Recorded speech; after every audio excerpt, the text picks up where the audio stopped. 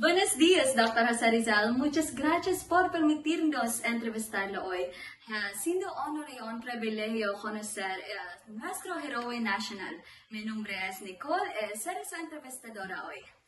Es humilde saber que la gente todavía está interesada en mi vida y obra, considerando que las generaciones más jóvenes están olvidando gradualmente mi legado.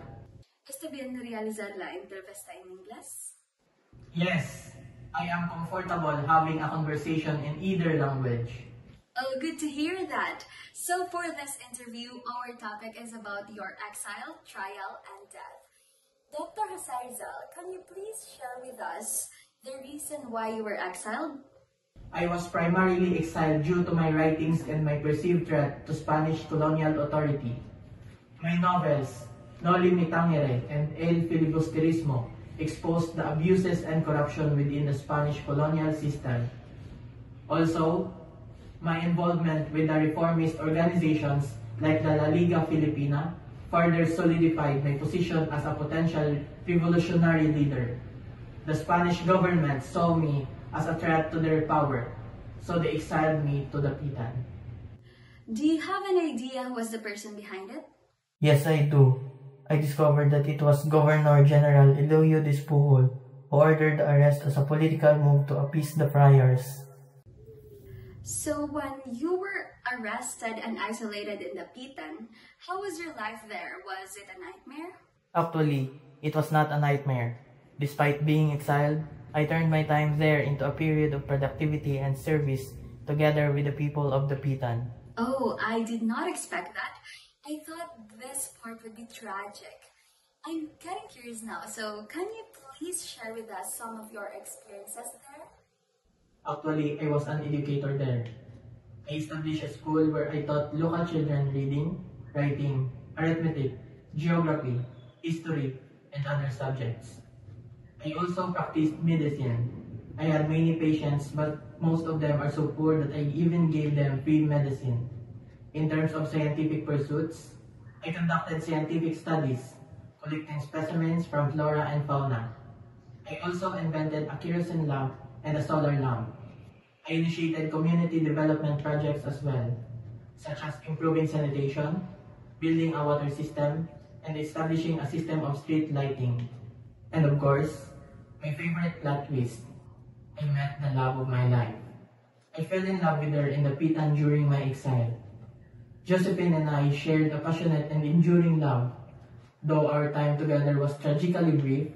Despite the challenges posed by my political situation and the disapproval of the Catholic Church, our love blossomed. I'm amazed by how you turned your downfall into an opportunity. Seems like you were isolated there quite long. Yes, I was isolated in the Pitan for 4 years, from 1892 to 1893. Oh, I see. Now I'm curious about what happened after your exile. How about we talk about your trial? The trial? The trial was just a mere formality. The verdict was already decided. I was not given a fair trial. My right to confront my accusers and my present evidence in my defense was denied. The prosecution relied on an insubstantial and fabricated evidence and false accusation just to link me to the revolutionary movement. The Spanish authorities were more interested in silencing me and put an end to the growing nationalist movement than seeking justice. So I was found guilty of rebellion, sedition, and conspiracy and was sentenced to death. That's awful. You were deprived of your freedom. So after the unjust trial, I was condemned to death by firing squad. In my final days in Fort Santiago, I poured my heart into letters of my loved ones and composed poems reflecting on my life and legacy. My most famous work, Mi Ultimo Adios, was born from those final moments. On December 30, 1896, I faced my execution with courage and dignity. I hope that my sacrifice will ignite the spark of freedom in the hearts of my countrymen and inspire them to fight for our nation's independence. May my legacy live on, a testament to the pursuit of liberty and justice.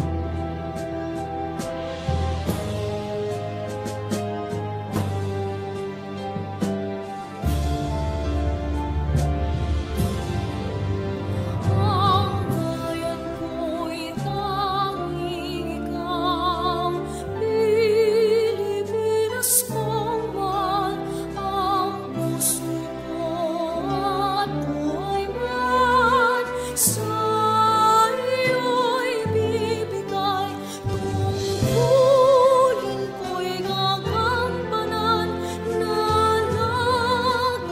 bago!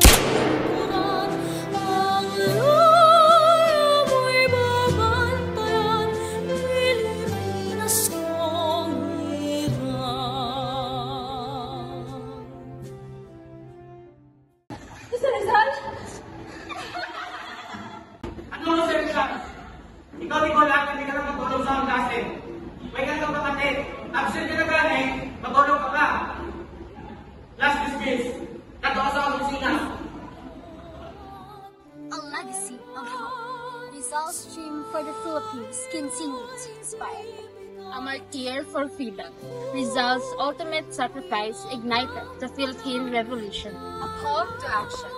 Rizal's legacy urged us to fight for justice and equality. A timeless hero.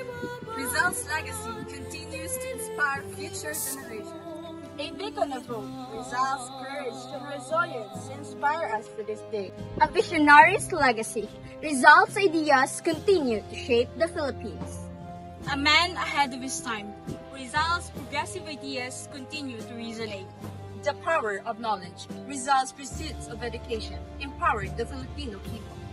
A symbol of resistance. Rizal's defiance against colonial rule is an enduring symbol.